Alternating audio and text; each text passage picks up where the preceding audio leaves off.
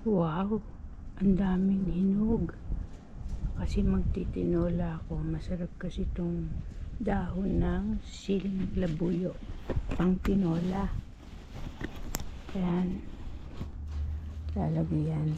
Ngayon, aalisin ko muna yung mga hinog. Ayan. Yung nakaraan kasi may natira pa ako sa freezer. Hinog. Hindi naman maanghang yan pagka hindi pa na hihiwa. Pag hinihiwa nyo lang yan saka mainit. Ako yung hilaw na tira ko. So may iiwan ako nung hindi pa masyadong hinog. Yan. Saka ingatan yung ito pag konti lang pwede na. Kasi hindi pa laging may time si busy. Ito. Pwede rin itong maliit. Pag ano kasi lalagay ko sa rep, pagka may time ako, saka ko lang aalisin yung yung buto. Kailangan naka-double gloves kayo. Sobrang init nito sa kamay. Saka pag nakusot nyo yung mata nyo, mahapde. Kailangan nag-iingat. Ayan. Very hot. When you are removing the seeds of the siling labuyo, make sure you use double gloves, disposable, and throw it right away. And avoid, if you remove the seed, avoid scorching your eyes. Make sure you wash your hand very long.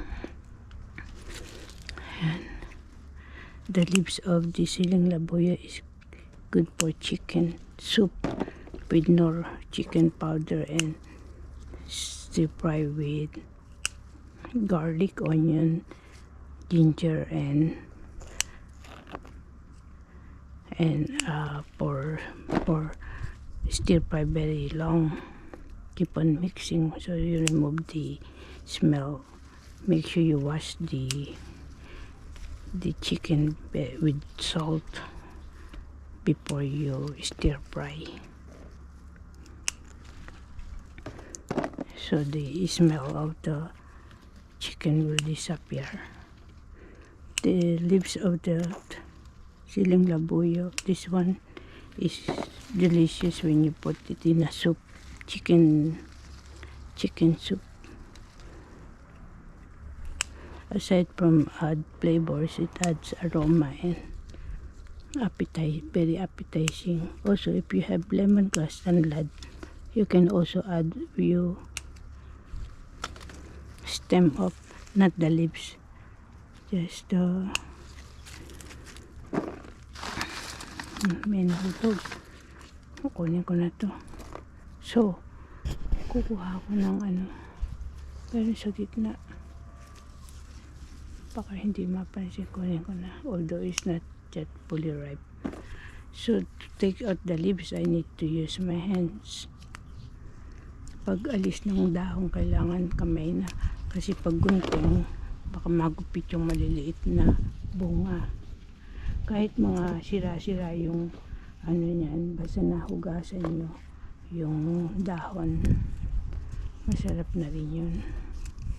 So ang kukunin ko lang yung malalaki para next time, parang malberito, para next time meron pa rin akong makukuhang mga dahon.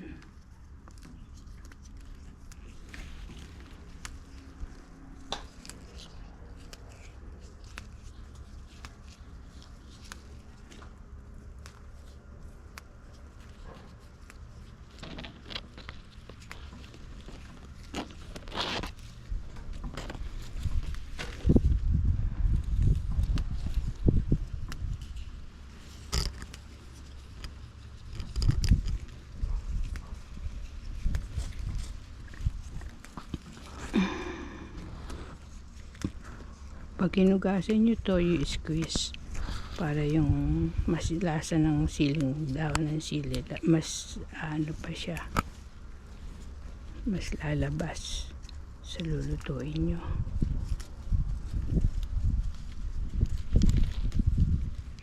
Okay, pwede na yan. Para next time may makukuha pa akong dahon, hindi na ako kailangan bumili. Ngayon titignan ko yung tanlad. Ay, nasa labas pala sa kanal, bandang kanal ko nilagay yung tanlad. Nandoon yung malaki. Kasi susubukan ko siya kung mag-grow siya. Pwede na rin to. Mga dalawa. Naglipat kasi ako. Dati kasi maraming tanlad yung namunga sa mga dalawa. Lalagay din to sa lechon saka dahon ng sampalok. Okay? Yung talbos dito hindi pa masyadong lumago. Hindi ko malaman kung nilagyan ko yun ng Miracle Grow. Ito, nilagyan ko ng naghahawang kasi ako. Pag nahahawan, dito naman napunta yung kalat. Ayan, nilagyan ko Miracle Grow. Ang bilis niyang samantala parehas ko lang yan tinanim. Ito siguro walang Miracle Grow. Kaya ganon. Ayun, yung nabibili ang Miracle Grow sa Lowe's, sa Home Depot. Meron din ng Costco. Yun ang lagay ng talbos ng kamote. Sige, be sure to subscribe to watch my old and upcoming videos. Thank you for watching. Bye. Ito naman, celery. Okay, bye.